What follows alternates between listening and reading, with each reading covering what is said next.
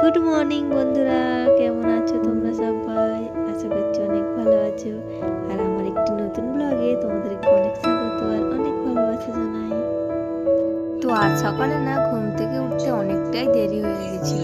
তো কি করবো আর কি না করবো সেটা ভেবেই পাচ্ছিলাম না। সকালে একটু যদি তাড়াতাড়ি ওঠা যায় না, তাহলে সব কাজগুলো সময় মতো হয়ে যায়, কিন্তু যদি একটু লেট হয়ে গেছে তো মানে কি করবো আর কি না করবো সেটাই ভেবে পাই না। তো এদিকে তোমরা দেখতেই পেলে যে বাবু সব কিছুই বিছানার ওপরে, মানে গাড়ি টাড়ি থেকে শুরু করে টেপ সমস্ত কিছু খেলবে, যেখানে সেখানে সমস্ত কিছু একটু গুছিয়ে রাখতে হয়। তার জন্য কিন্তু একটু আমার লেটই হয়। তো চলো ওইদিকে মায়ের ঘরটা একটু পরিষ্কার করে দিয়ে বিছানাটা টান টান করে পেতে দিয়ে এসেছি। আর এখন এসছে আমার রুমে। তো বাইরে সমস্ত কাজ পড়ে থাকলেও কিন্তু ঘরের মধ্যে ঢুকে বিছানাটা যদি পরিষ্কার থাকে তাহলে কিন্তু দেখতে অনেকটা ভালো লাগে আর মনটা অনেকটা ফ্রেশ লাগে ঘরে ঢুকলে। তো বিছানাটা ওদিকে তোলা হয়ে গেছে, তাই ভাবলাম যে ঝাঁটনি বা বাকি কেন কেন সেটাও কিন্তু দিয়ে দিই। আর এই পিঠে মানে পা মোছাগুলো না বাইরে থেকে আমি একটু পেতে দিয়ে ঝেড়ে নিয়েছি, ধুলোগুলো তারপর আবার পেতে দিই। আর আজকে এমনিতেই যেহেতু লেট করে উঠেছি ঘুম থেকে, তাই জন্য কিন্তু অসুবিধা ঘুমিয়েছি আর দেখছিলাম রান্নার জন্য মশলা বানাতে বসে দিয়েছি, কারণ রান্না বান্নাটা খেয়ে অনেকটাই লেট হয়ে গেছিলো। আসলে এদিকে এসে দেখছি যে ওদিকে চালটা বের হয়ে গেছে, তো মাছগুলো এসে দেখছি একটু ভাজা হয়ে গেছে, তার মধ্যে তুলে নিচ্ছি। জানো তো সময়ের জন্য আজকে সেরকম কিছু রান্না হচ্ছে না, আর ভাবলাম যে আজ একটু ঝোল বানাই, তাই জন্য আর কি মশলাটা সিলেই বেটে নিচ্ছি আমি। ওই আদা রসুন আর একটু মানে জিরে ধনে এসবগুলো একটু হাতেই মশলাটা করে নিচ্ছিলাম। ঝোলের মধ্যে যদি একটু বাটা মশলা দেওয়া হয় না, এর স্বাদটা কিন্তু খুব সুন্দর হয় বন্ধুরা। তো চলো এদিকে তোমরা দেখতেই পাচ্ছ, আমি পটল আর আলু ভেজে একদম মানে ঝোলটা বসিয়ে দিয়েছিলাম, মাছটাও ভেজে নিয়েছিলাম আগে থেকে। তো ওদিকে আমার রান্নাও চলছে আর এদিকে কিন্তু মানে বাইরে যে সমস্ত কাজগুলো থাকে আর কি সেগুলোও করে নিচ্ছিলাম, কারণ সময়টা তো খুবই কম ছিল। আর এদিকে ঘরটা মুছে নিচ্ছিলাম, ঘরটা এবার মোছা বাকি থাকবে কেন।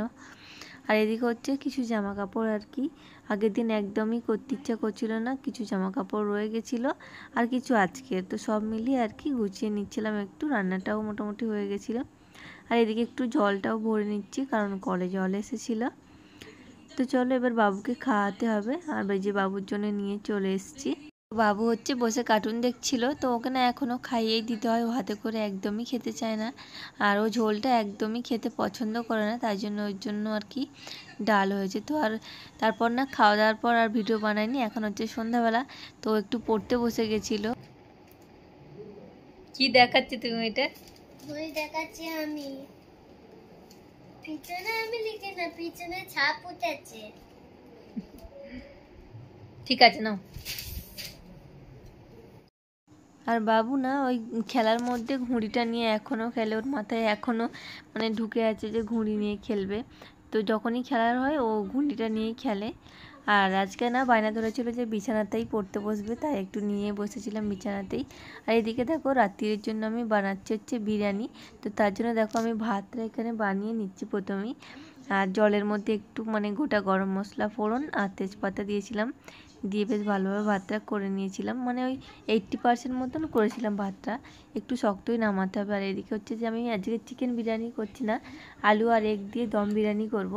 আর এই বিরিয়ানিটা কিন্তু ভীষণই টেস্টি হয়েছিল বন্ধুরা খেতে। তো এদিকে মোটামুটি তরকারিটা মানে রেডি হয়েই গেছিলো, আর ওদিকে কিন্তু আমার ভাতটাও হয়ে গেছিলো। তো আমি মানে একটা এরকম ঝাড়া পাত্র নিয়েছি, এর মধ্যে আর কি জলটাকে আমি ঝাড়িয়ে নেব। তো চলো এদিকে আর কি বিরিয়ানিটা করার জন্য মানে দম দেওয়ার জন্য আমি ওখানে একটু ঘি দিয়ে দিয়েছিলাম, ঘিটা মানে পুরো কড়াটায় লাগিয়ে নিয়েছিলাম। আর তারপর যে তরকারিটা বানিয়ে রেখেছিলাম সেটাই দিয়ে দিচ্ছি ওর মধ্যে। তো তোমরা যদি এই বিরিয়ানির রেসিপিটা দেখতে চাও তাহলে কিন্তু আমাকে অবশ্যই কমেন্ট করে জানাতে পারো। আর বিরিয়ানিটা কিন্তু সত্যিই খুব টেস্টি হয়েছিল বন্ধুরা। তো চলো তোমাদের একবার খুলে দেখাই। এই যেটা এখন হয়ে গেছে, মানে 15 থেকে 15 মিনিট মতো আমি দম দিয়ে রেখেছিলাম আর কি। এই যে দেখো আমি কড়ার মধ্যেই কিন্তু করেছিলাম, কোনো হাঁড়ি ইউজ করিনি। আর বিরিয়ানিটা কিন্তু সত্যিই খুব টেস্টি হয়েছিল। তো আমার পুরো ভিডিওটা তোমাদের কেমন লাগলো অবশ্যই কিন্তু কমেন্ট করে জানিও বন্ধুরা। আর তোমরা কমেন্ট করলে কিন্তু আমার আরও বেশি বেশি করে ভালো লাগবে ভিডিও বানানোর জন্য। তো চলো বাপি চলে এসেছিলো, আর বাপিকে খেতে দেওয়ার জন্য এখন আমি রেডি করে নিচ্ছিলাম বিরিয়ানিটা। আর এখানে কিন্তু আমি কোনো কালারফুল ইউজ করিনি, ওই কেশরটা ইউজ করেছিলাম। তাও দেখো কত সুন্দর কালার এসছে একটা। আর সাধারণত আমি বিরিয়ানি খাই না, কিন্তু আজকে যেহেতু এটা আমি বানিয়েছিলাম, খুব টেস্টি হয়েছিল, তাই কিন্তু একটু খেয়েওছিলাম। তো চলুন বন্ধুরা, এখন ঘড়িতে বাজে হচ্ছে তোমার 11টা, ওই 11:30 ঘন্টা বাজে 11:25।